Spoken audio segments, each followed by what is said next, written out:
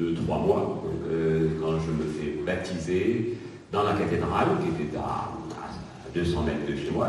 C'était un bel endroit. Et là, la tradition de l'époque était de mettre en général une petite goutte de champagne sur les lèvres ou sur la langue de l'impétrant. Et c'est ma première fois que j'ai bu du champagne. Et j'ai tendance à me dire que voilà, l'addiction est venue ce jour-là.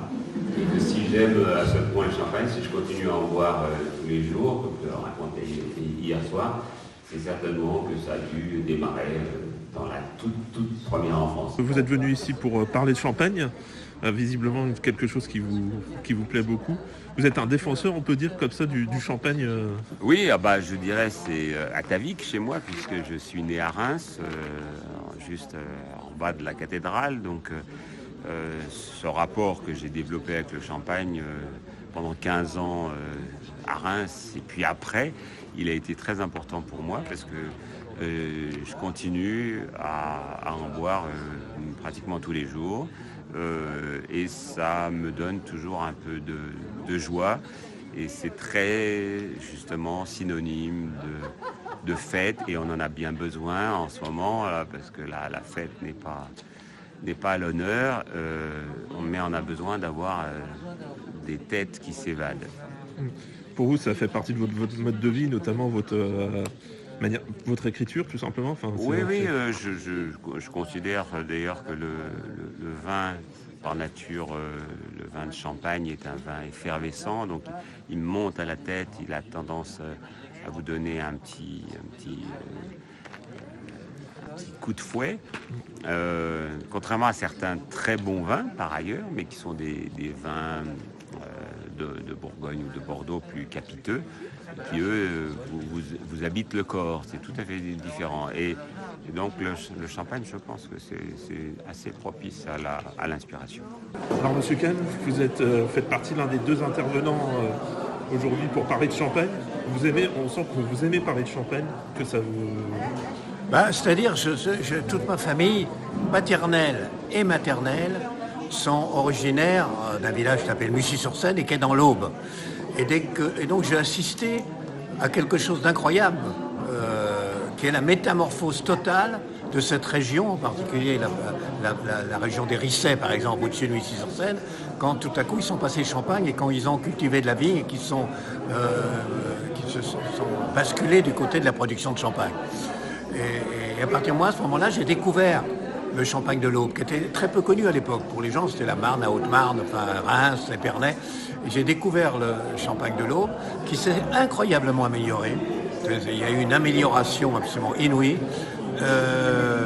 Et maintenant, il y a de très, très, très, très bons champagnes de l'Aube.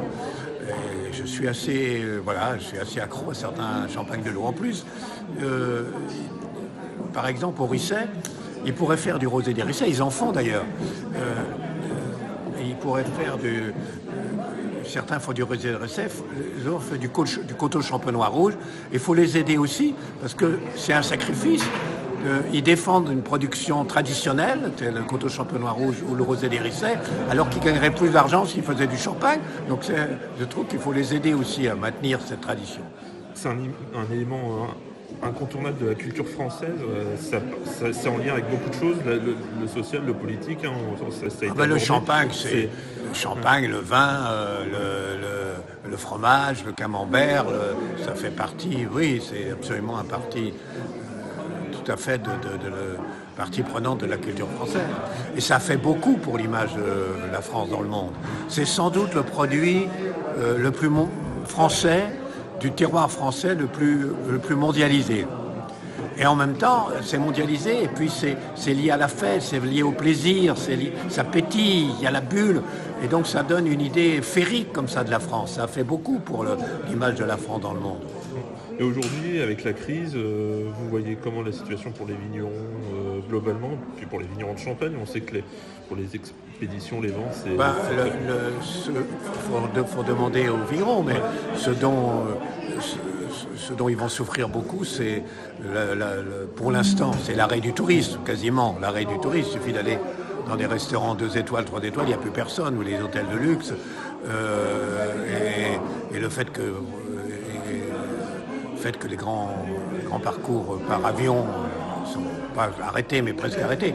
Donc je pense.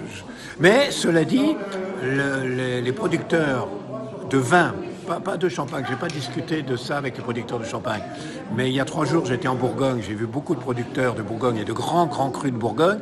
Ils m'ont tous dit que pour l'instant ça n'avait pas d'incidence.